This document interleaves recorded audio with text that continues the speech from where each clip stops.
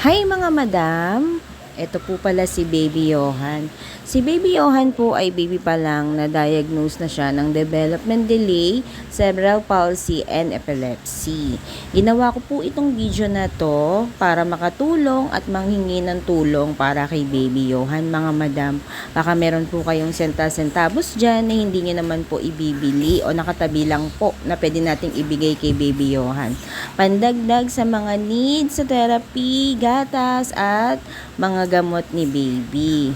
Para naman po makatulong kay Mami Rose. Ayan mga madam. Kung makikita nyo po, yan po yung tinetherapy si Baby Johan.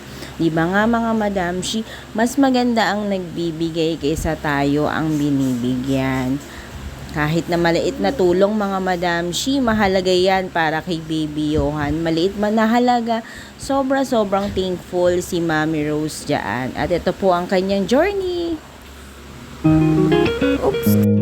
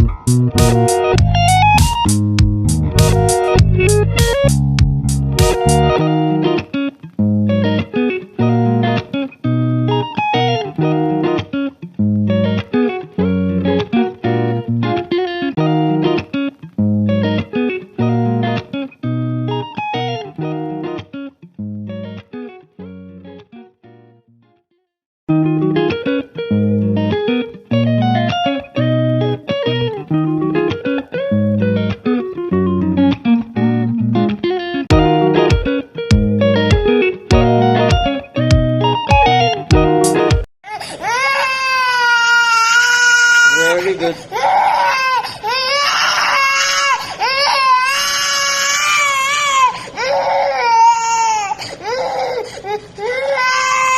Ito po nung time na nakapagbigay tayo ng centavos. Ayan, di ba?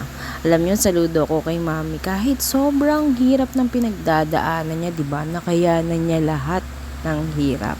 Ito po ang FB ni Mami Rose sa mga gustong tumulong. Ito naman po ang kanyang GCash account mga madam at number.